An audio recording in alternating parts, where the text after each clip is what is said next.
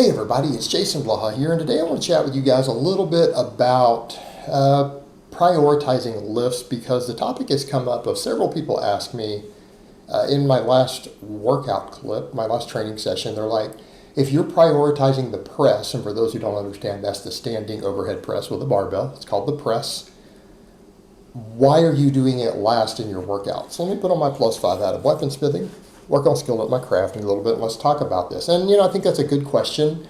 And the answer to that's a little bit complicated, but it really isn't.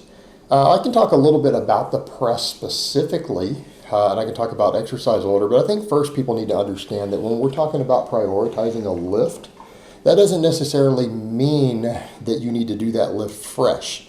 Right? That's kind of a misconception. Guys will be like, well, if I'm going to prioritize the deadlift like a power lifter will, they're going to have their own days dedicated entirely to the deadlift, which, again, frequently leads to them missing lifts in competition that they hit in the gym. Again, it could be a bit of a problem. And you could possibly say the same thing towards the press, because the only competitive event I can think of where you do the press would be like strength lifting, and you're going to have to squat first. So you're not going to be doing it fresh anyways. But ultimately, I guess what people need to understand, prioritizing something in your training is usually an issue of frequency and volume. In other words, muscles only really care about total tension. In other words, if you're fairly fatigued, and this is where people mess up when they start talking about full body training, they say, well, you're kind of tired later in the workout, so you can't lift as much weight on those exercises. So what? I want people to really think about that. I'm not saying weight doesn't matter, and this is going to sound funny coming from a guy who promotes strength, but are we in the gym to build strength or to demonstrate strength? I ask the question again. Are we in the gym to build strength, or are we in the gym to demonstrate strength? Because we demonstrate strength in a competitive environment. Maybe you demonstrate strength if you're a YouTuber who only videos one workout a month, right? You put that up. That's where you're demonstrating, you're showing off. Maybe you're lifting heavier weights than you've lifted the entire month. You only show your best sets, your heaviest lift, your peak sets. You show off at a powerlifting meet, a strength lifting meet, a strongman contest. You show off when you have a bench contest with your bros. All right, that's demonstrating strength.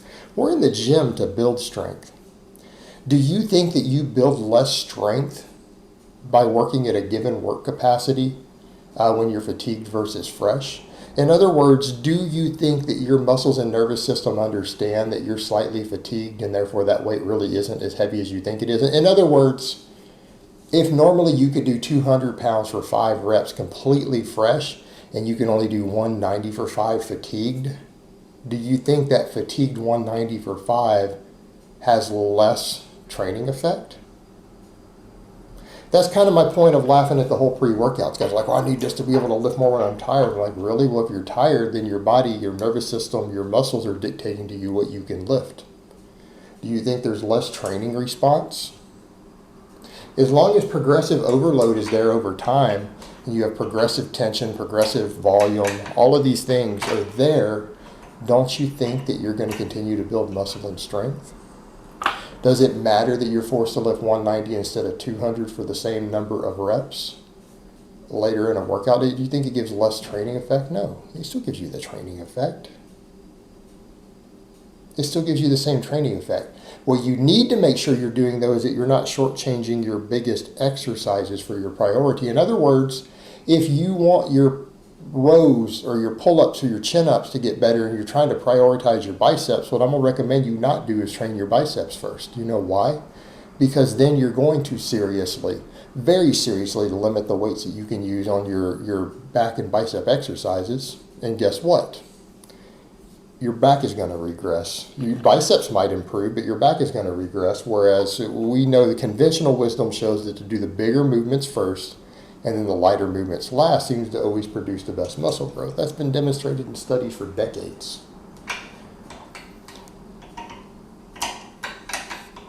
So realistically, prioritizing is simply a matter of making sure that you're maximizing training volume, total weekly training volume on an exercise or a body part or whatever it is you're prioritizing.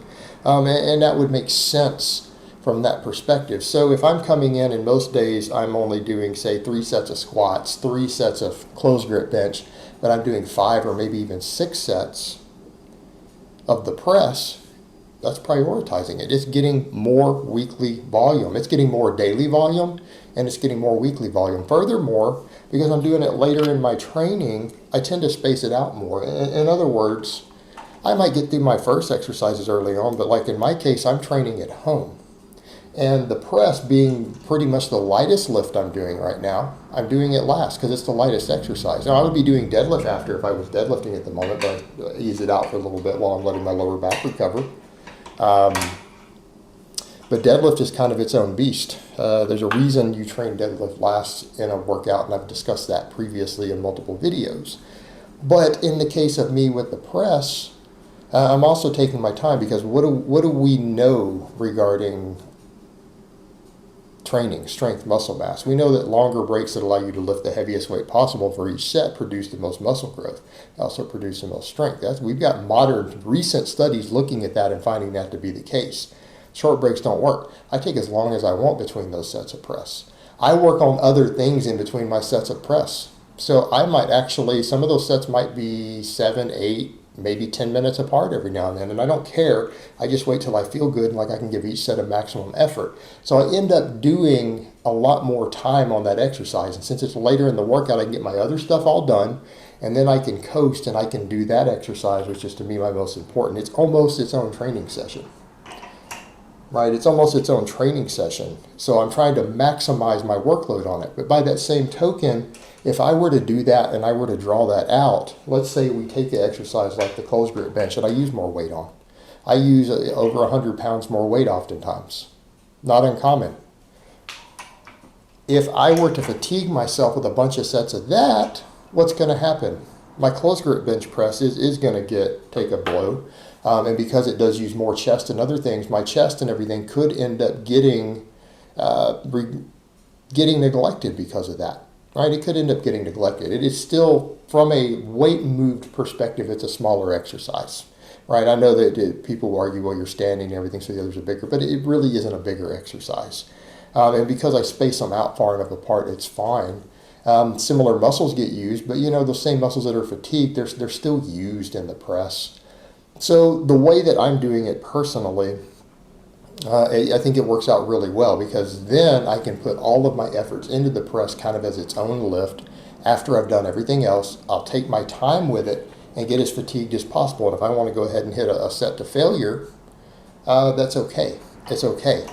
And quite frankly, I find that the closed grip, for example, because that was brought up, like if you're prioritizing the press, why are you closed gripping first earlier in the day? And again, it comes down to the closed grip, as long as I don't take any sets to failure, don't impact my press tremendously. They don't impact it tremendously. And if you guys recall, most people are forgetting. Remember when I was doing the Bulgarian training and I was hitting like 4 training maxes every day, 4 lifts, some days 5 lifts? Didn't I bench before I hit my press at max? Yeah, all the time. How often did you guys see me hit a 315 or heavier closed grip bench press and then hit a 225 press afterwards? All the time. You guys have seen me do that at least a dozen different times, right? At least a dozen different times when I was doing the Bulgarian training. I was hitting a max on both lifts multiple days in a row and still hitting that big number, right? I was still hitting a 225 strict press most days. Is it probably lowering it slightly? Yeah. Yeah, it does seem to lower it slightly. But it's not that much. We're talking 5 or 10 pounds. Not really a big deal. Now, I personally find that when it comes to the press, which exercise really reduces it, I find the front squat. Because I've done different lifts. Like I rotated through a bunch of stuff when I was at 24 Hour Fitness early this year, before I built the home gym, right? And I experimented with different lifts, and I wanted to see which lifts affected what.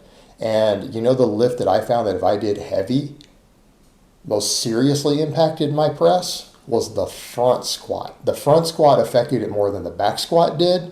It affected it more than the closed grip bench press did. It actually made it extremely difficult to hit my target numbers. Like I couldn't do it. I think I had found, like when I was doing a max on a front squat and then trying to hit a press later, that I think the best press I was able to hit was like 215 instead of 225. If I did a 365 front squat, and then I tried to press later, like I couldn't hit a 225. I couldn't even drive it up. I couldn't get it past my eyes. So I found that like 215 and in some days 205 was all that I could hit. It tremendously affected it. It affected it more than even pressing did. So it's something I'm going to need to think about, and that's one reason I'm spacing it further out now, because I am working front squats back in while I'm letting my lower back heal and recover. I'm going to start working front squats in. Well, I'm going to start getting pretty heavy on those front squats, right? If I start getting pretty heavy on the front squats, and if I were to try to press shortly after, that's not going to work. But then if I also get really fatigued on the press, it's going to affect my other stuff. So because I'm going to front squat first, it's fine. I'm going to space it out. There's going to be at least an hour apart. Because again, I'm training at home and I can space that out. I can do my other lifts and then I can wait a half hour, rest, chill, and then go do my press. So in a way, it's almost getting its own mini sessions at the end of the day. Is it still affected? Sure. Am I forced to use a little bit less weight because I'm doing the other stuff first? Yes. But by putting it in its own session, I'm spacing it out. It's kind of still getting a priority because it's still getting a priority in terms of total weekly volume and even in daily volume for training.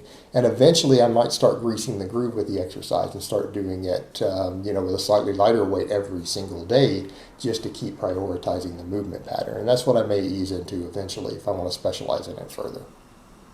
All right, guys, but that's really all I have to say on that today. I hope it's been informative, and I will talk to you guys next time.